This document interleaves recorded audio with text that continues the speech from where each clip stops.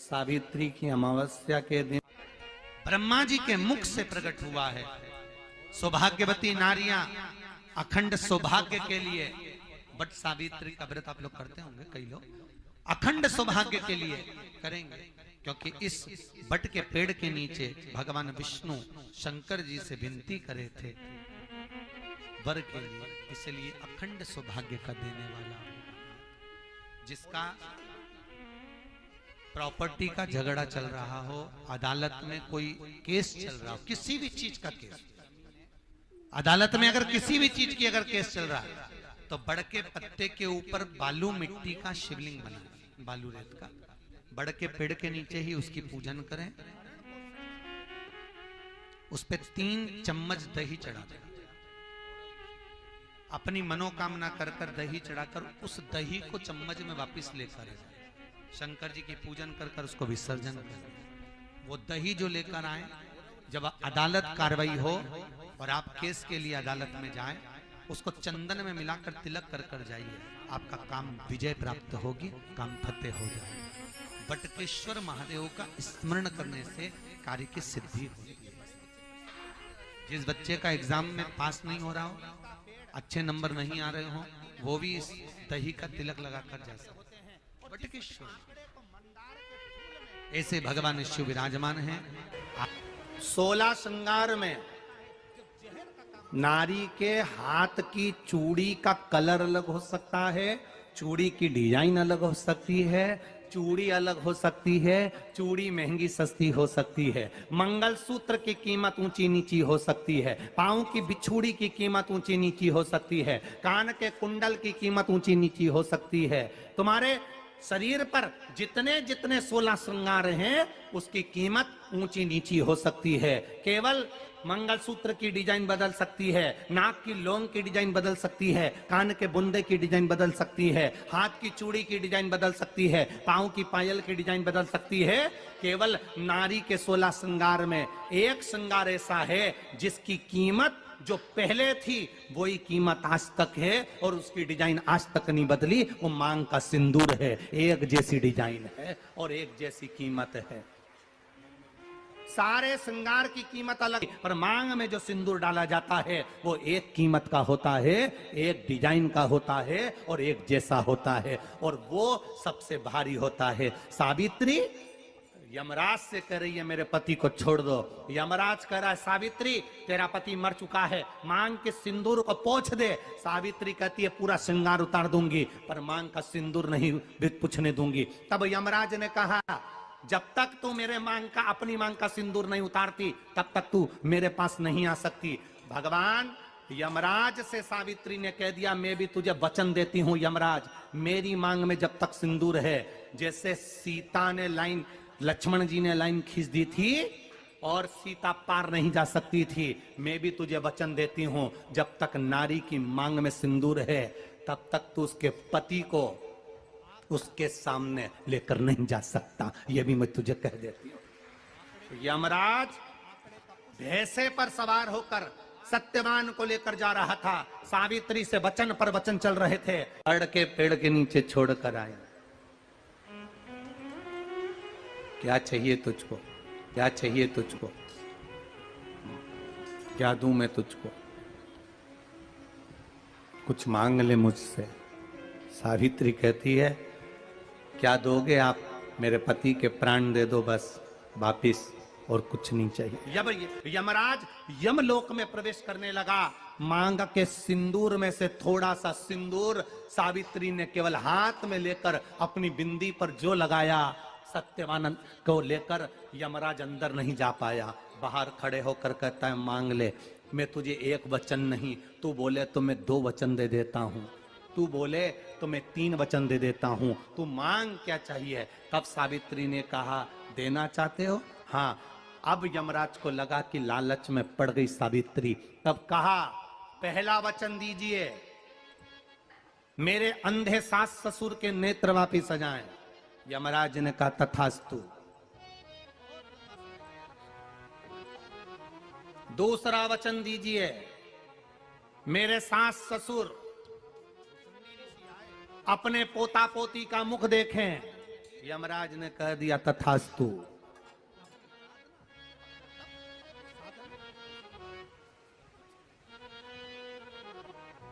जाओ। यमराज जाने लगे, फिर आग जलने लगी। कहने लगे अब मैं अंदर क्यों नहीं जा पा रहा हूं। सावित्री कहती है तुमने वर दिया है, मेरे सास ससुर पोता पोती का मुख देखें, उनके बेटे को तुम ले जाओगे तो पोता पोती कहां से होगा, छोड़ कर जाओ। सावित्री है, पति को वापिस लेकर आ गए। कर्जा मुक्ति के लिए सारे वृक्षों में अगर कोई श्रेष्ठ वृक्ष माना गया है तो वो बट का वृक्ष माना गया महाराज। इसलिए प्रशासनिक कार्य के लिए, मानसिक टेंशन में, परेशानियों में बटकेश्वर महादेव का स्मरण किया जाए। और यदि निवेदन करूंगा, बहुत ज़्यादा यदि आपको कर्जा हो गया है, बहुत ज़्यादा कर्जा हो गया और वो कर्जा चूक ही नहीं रहा, तो थोड़े दिन बड़ के पेड़ के नीचे आप बटकेश्वर महादेव के लिए 1 लोटा पानी, उसमें थोड़ा सा पिसा हुआ चावल पीस के गला लेना चावल को और पीस लेना, पीस के उस पानी में मिला लेना और मिलाकर उसमें थोड़ी सी हल्दी पिसी हुई डालकर बटकेश्वर महादेव के नाम से बड़ के पेड़ के नीचे अपनी कामना कर कर जो कर्जा हुआ है उस कर्जे का भान देते हुए, स्मरण देते हुए छोड़ दीजिए। महाराज 2 या 3 सोमवार एक ही जगह पर करना।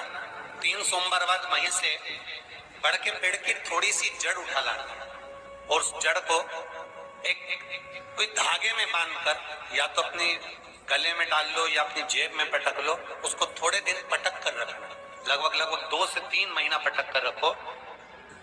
वो जड़ जैसे बड़ का पेड़ विस्तार होता है, पानी गिरे ना गिरे, जल वृष्टि हो ना हो, गर्मी पड़े ना पड़े, उसको कोई फर्क नहीं पड़ता। बड़ का वृक्ष आप रूप फैलता जाता, उसकी जड़ें अपने आप प्रबल होती है।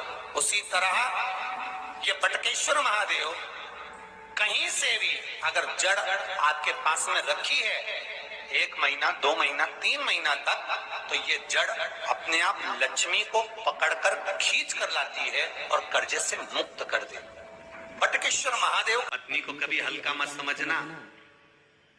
सावित्री का पति शांत हो गया था, मर गया था। बड़ के पेड़ के नीचे यमराज उसको लेने के लिए आ गए और सावित्री को छोड़कर यम उसके पति के प्राण लेकर जाने लगा। सावित्री मैया अपने सात्वित्व के बल से, सावित्री अपने सात्वित्व पतिव्रता परमेश्वर के बल से यमराज के पीछे पीछे जाने लगी। यमराज आगे, सावित्री पीछे, यमराज आगे, सावित्री पीछे। यमराज ने पलट कर देखा तो पीछे सावित्री आ रही थी। सावित्री से पूछा तू मेरे पीछे क्यों आ रही है? मेरे पति सत्यवान को तुम लेकर जा रहे हो, मेरे पति को छोड़ो। यमराज ने कहा इसका अंतिम क्षण है, मर चुका है, जाओ नीचे उसके शरीर का अंतिम संस्कार करो, नहीं तो कोई जानवर खा जाएगा। सावित्री बोली मैं जाने वाली नहीं हूं, मेरे पति को छोड़ो। यमराज कहते हैं हम जिसको पकड़ लेते हैं उसको छोड़ते नहीं है। यमराज लेकर जाने लगे, सावित्री और पीछे चली, सामने यमलोक था, अंदर सावित्री जाने लगी तो यमराज ने रोक दिया। रोक, कहां जा रही है तू? अंदर क्यों प्रवेश कर रही है? मेरे पति सत्यवान को छोड़ दो। यमराज प्रसन्न होकर बोले सावित्री आज मैं प्रसन्न हो गया तुझ पर, क्योंकि तू मेरे दरवाजे तक आई है, मांग तुझे क्या चाहिए। सावित्री कहती है मुझे 2 वर दे दो, मुझे 2 वर दे दो। अब तो यमराज प्रसन्न हो गया, ये अपने पति को भूल गई, इसने अपने पति को छोड़ दिया। ये अपने पति को भूल गई, इसने अपने पति को छोड़ दिया।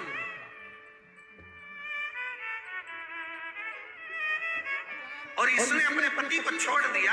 अब ये कुछ मांगेगी, 2 वर मांगेगी तो मैं इसको 2 वर दे दूंगा। यमराज प्रसन्न हो गए, अपनी पति को छोड़ा इसने। यमराज ने कहा अपने पति को छोड़कर जो तू 2 मांगेगी मैं दे दूंगा, बस पति मत मांग।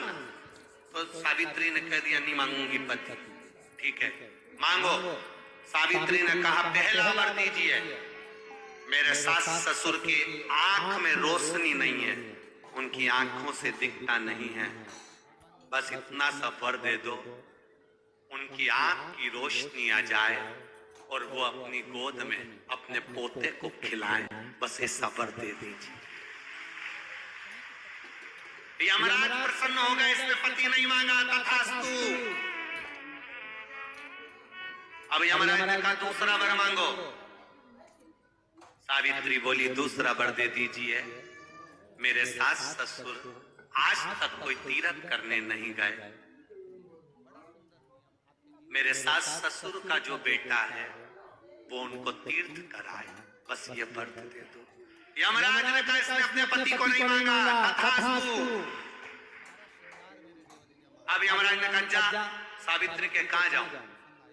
आपने कहा था मेरे सास ससुर जब आंखों से रोशनी पाए अपने पोते को खिलाएं, पति तुम ले जाओगे तो पोता आएगा कहां से?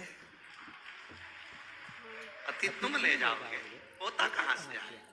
और यदि मेरे सास ससुर के बेटे उसको तीर्थ कराएं तो मेरा पति अगर तुम ले जाओगे तो उनका बेटा ही तो है, तीर्थ कराएगा कौन? यमराज प्रसन्न हो गया, उसने उस सत्यवान को वापिस लौटा दिया। वो सत्यवान सावित्री।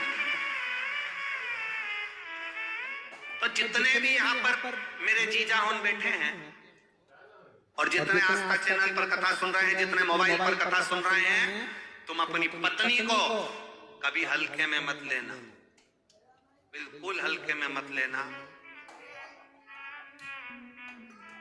तुमसे ज्यादा बल व्रत का, उपास का, भजन का ज्यादा बल, तुमसे ज्यादा बल इनके पास रहता है।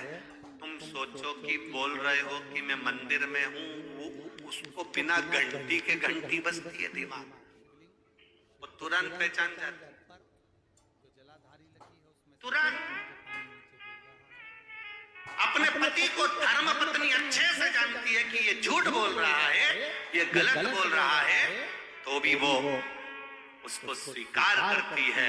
उसी तरह परमात्मा को मालूम है कि ये झूठ बोल रहा है, उसके बाद भी वो स्वीकार कर कर यहाँ तक बुला रहा है। बट सावित्री की अमावस्या के दिन सौभाग्यवती नारियां अखंड सौभाग्य के लिए सूचक वस्तुओं का जो दान करता है वो जीवन में कभी विधवा नहीं होता। महाराज वो 8 वस्तुएं बताई हैं। पहला कुमकुम, दूसरा पुष्प, चाहे लाल हो चाहे सफेद हो चाहे पीला हो, पुष्प कोई भी हो। तीसरे नंबर पर है चंदन, चौथे नंबर पर है तांबुल बीड़ा, 5वें नंबर पर है काजल,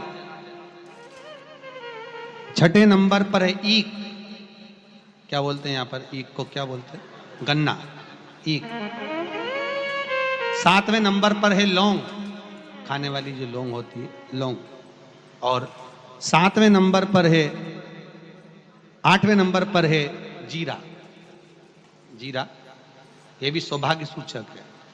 कहते हैं बट सावित्री की अमावस्या के दिन बिना नमक का भोजन कर कर, सुबह बिना नमक का भोजन करें, एक समय फलाहार करें बिना नमक का, और तुला दान के बराबर एक पलड़े में अपन बैठकर 8 वस्तुएं तुला की रख कर जो दान दे देता है वो नारी कभी विधवा होकर नहीं जाती, 7 जन्म तक अखंड सौभाग्यवती रहती है।